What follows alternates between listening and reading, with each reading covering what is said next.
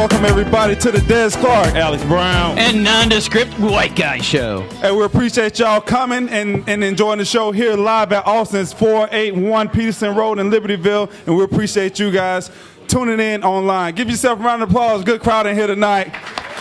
Sir, for the Des Clark, Alex Brown, and Ryan Steele, our Nondescript White Guy Show.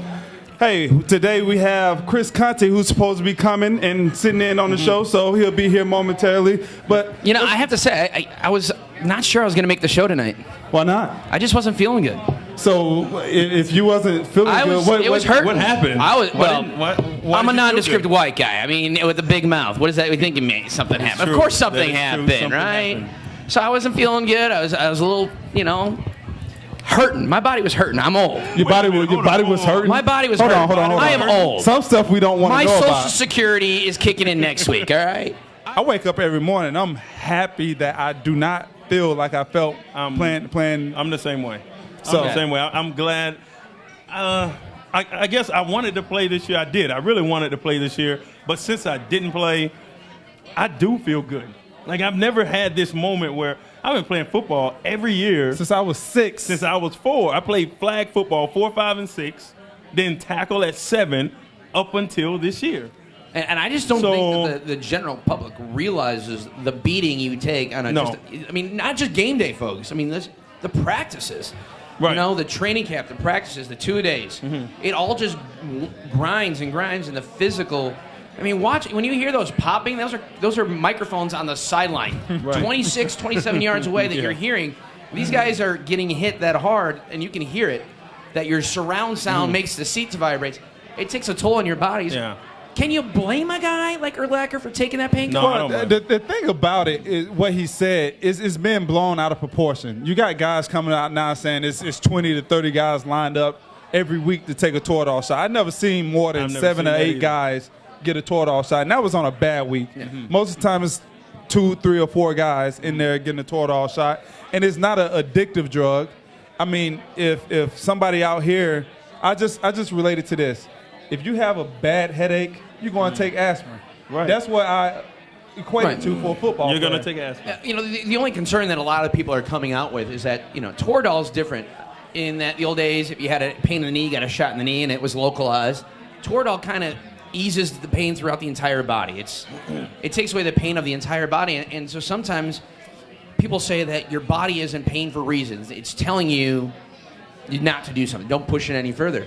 And if you have Toradol, do you push it too far? Do you hurt yourself more than you should to where you guys are able to walk? Some people... The reason we're in the NFL is because we pushed it too far. We pushed it further than what people thought was right anyway.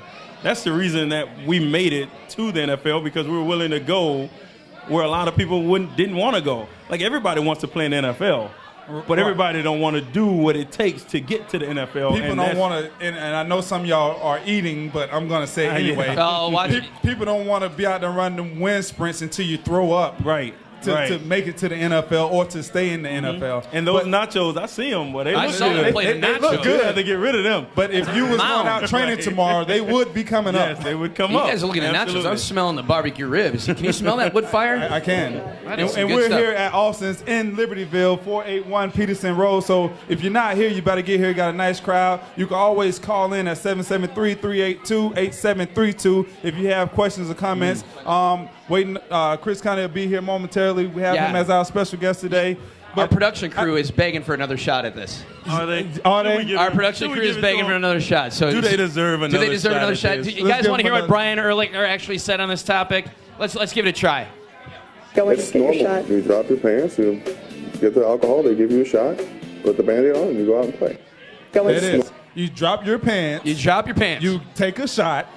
Put a Band-Aid on. Put your pants up, and you go play. And you go play. What's wrong with that? And a lot of times you see the little blood stain right there. You do, yes. You know, a little blood stain when the needle went in? You got to give it a little bit, let it heal up a little bit. It burns too when you first put it in there. You got to rub it a little bit. You got to rub? Yeah, you kind of rub it. You got to rub it? I took a few in college. Doesn't blood dry brown too? No, it dry red. Okay. On those white sometimes pants. on the white pants. We actually have a guy that played this year. And he chose to come here. And he chose. Nobody held a gun to his head. He made a great choice. He made a great choice. I think he did. I hope it was a good choice. Yeah, ladies and gentlemen, welcome to the show. Des, you got it? Mr. Chris Conte. Big round of applause. Your Chicago Bears safety. How you doing, Chris? I'm doing well. Glad to be here. All NFL rookie. Yes. Yeah, he's still a rookie. You know, he's still a rookie, though. Yeah, the year's not over yet, technically. You know you're still a rookie until 3 games next year. That's what I've heard. I've heard that I can't sit on the bench, until halfway through the season. And hold on. Let me explain to the people what that means. Out when it gets cold, and we're practicing, they bring out the benches so we can sit over next to the heaters. Right. Rookies can't sit on the bench. No. Rookies cannot. They have to stand. They can stand in front of the heater, but they cannot sit on the bench. I don't see anything wrong with that. So I didn't see anything wrong with that either. I don't see anything wrong with that. So go on. I just want to explain. Yeah. Being a rookie is, has its disadvantages, but you go through it, and next year there'll be a new batch of guys that I can give them the treatment to. After your 3rd game. After my 3rd game. Yeah. How prevalent is the rookie hazing? I mean, it was a big deal was made of the whole Des Bryant and Dallas refusing to take Roy Williams pads. In hindsight, Des Bryant obviously was probably smart. I mean, it's Roy Williams we're talking about here. We're not talking about a veteran. All right. He is a veteran. Okay. How prevalent? Chris, did you have to deal with any of those big hazing things? I've heard stories, but the Bears weren't too bad. I heard a lot of stories about Olin, and I heard you always gonna hear stories about Olin. I heard I was pretty lucky to miss that guy, but it really wasn't that bad. The guy that got on me the most was probably Charles Tillman Peanut, and I remember the first day I showed up, at Bourbonnais where we have our training camp. I get a call to my room, and I'm like, who is this? And he said, come downstairs. Conte, come downstairs. I was like, all right. So I come downstairs, and Peanut's standing there, and he's like, move all the furniture out of my room. And so I had to move every piece of furniture out of Peanut's room, and that was really the worst thing I had to do besides singing the song. Standing up in front of the team. Stand team up, meeting. Give your name. What song did you do? It's really embarrassing. I'd really rather not even talk about it. I mean, I was there. If I think hard enough, I probably could remember. I don't think it wasn't memorable. That's for sure. You know what? You got booed off the stage. I got booed off the stage. Yeah, really How do you get booed off the stage? Because some people don't put a lot of effort into it, and he was one of those guys that didn't put a lot of effort into it. Hey, I was trying to learn the playbook, not trying to learn the song. So. Well, you should have knew the song before you got up there. It's the song that you choose. The that song is the playbook. That's a song that you sing in the shower. That's a song that you've sung over and over and over again. So let me just give everybody who's watching a little taste of what it's like to sing a song. No, of what the rookies have to do. Oh, okay. First of all, y'all are the players, and this is where the coach stands and lecture or teach or whatever he's doing for us. And we asked the rookies to get up in front of everybody. So let's see. I'm the rookie here. All right, get the camera ready. Right. And him and every other rookie has to get up and perform and sing a song. And the first thing we ask them is, what's your name and what's your signing bonus? Signing bonus? Oh yeah, we want to know that. And so really? How much money that you guaranteed money? How much money you tricked the team out of? That's what we want to know. It's a lot of guys who didn't get paid a lot of money. Some guys get up there, I'm such and such, and my signing bonus was $5,000. They get laughed at. $5,000 more than I made. When you say your name, what's the first thing everybody say? Oh yeah, they do. Oh, what is it? You don't have a name. You don't have a name. Right. I want to know about the Pro Bowl. Come on, Briggsy. You make the Pro Bowl every year. When I was an alternate for the Pro Bowl for 2 years, nobody wanted to sit out. Tell me why. Why don't you go? Why don't you want to go to it? You look, it's about, for me, it's about resting your body. It's about the wear and tear throughout the years, throughout the football season, excuse me. And it's one of those things where, you have nagging injuries that need a break. They need a break. And for me to rest up and maximize the off season so you can get ready for the next season and get ready to make a championship run, then your body needs rest. It really does. I had some injuries. I had guys fall on my ankles, fall on my knees, fall on all parts of my body throughout the year. And it didn't have a chance to heal because you were playing the very next week or we're playing, on a short week on Thursday. Right. You know, and you guys know what the grind is like during football season, and so you got to. I mean, it's a decision that you have to make. Right. You know, I mean, obviously the trainers, there's an opportunity that they could clear you if you grimace through the pain, you know, like as you do in some games when people want to know, hey, how hurt are you really? Uh-huh. You know, when you're on that ground, Alex, when you're on that ground and you know that you're feeling all this pain and you hear me say, hey, Alex, we need you. Right. Oh, yeah. Exactly, right. It's time to get up. The first thing you want to do is say, I don't want to let my teammates down. That's right. Well, Lance, thanks for calling. This is Ryan, the nondescript white guy, asking you a question. You talk about the Pro Bowl and being injured and stuff like that. Big questions here in Chicago is, you know, Matt Forte has decided to go to the Pro Bowl. As a teammate of his, what is your take on, you know, should he go or should he rest up for the next year? Mm-hmm.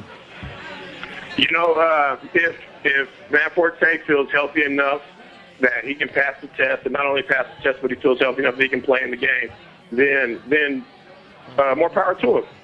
More power to him. You know, I think it's unfortunate that he doesn't have a deal right now, a long-term deal with the Chicago Bears right now, but, you know, that's not my decision.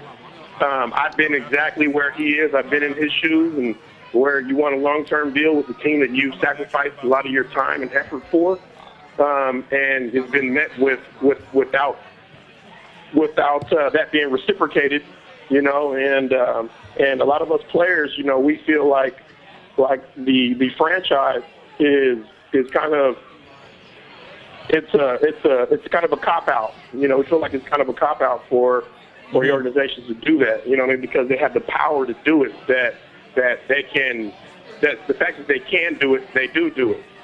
Right. You know, and it's something that we just feel like we've invested a lot of our time and effort into helping this team win.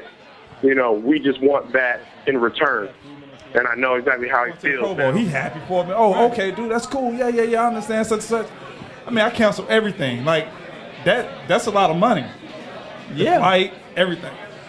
14 hours later, I get a call from the NFL.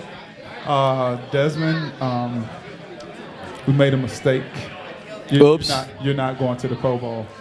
I can't really tell you what I said. Sure you can. It's just not rated for the public. I can, He just said Alex's daughter's to your right.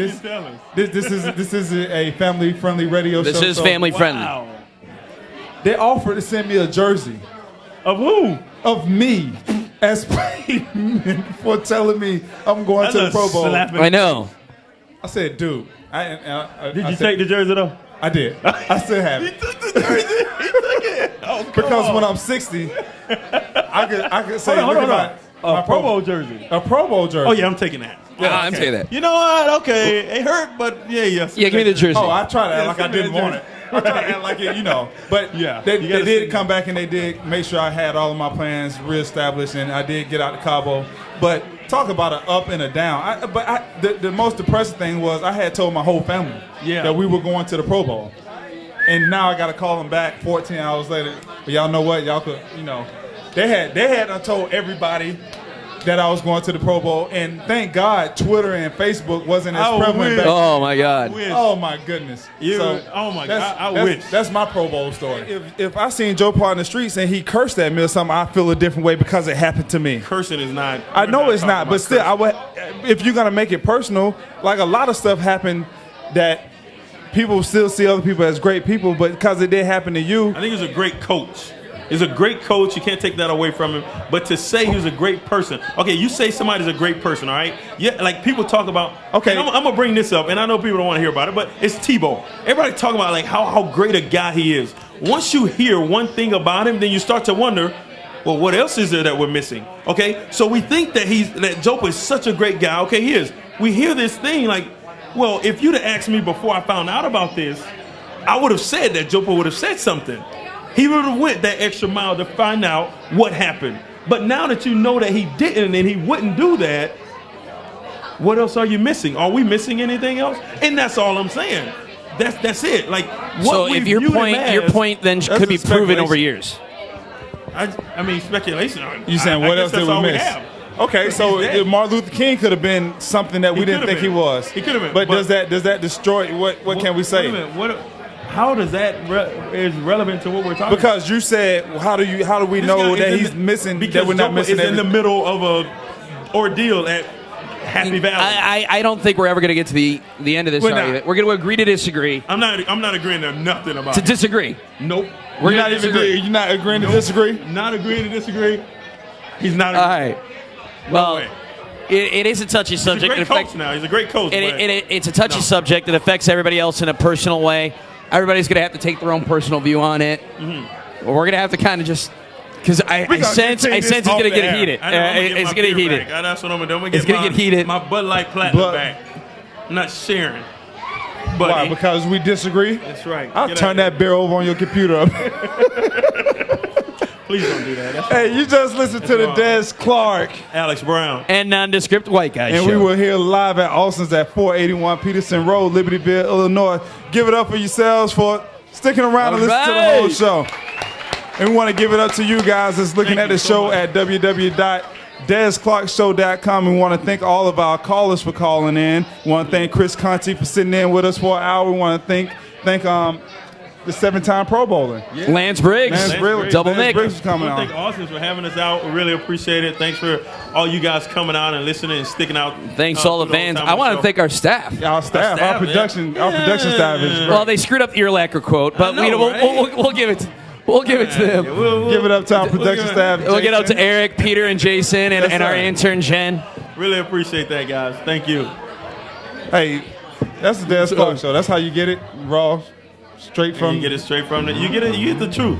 Straight from the horse's mouth. Is that what you're going to say? From the horse's mouth. Straight from the horse's mouth. Hey, we'll appreciate it. We'll see y'all next week. Thank you. And out.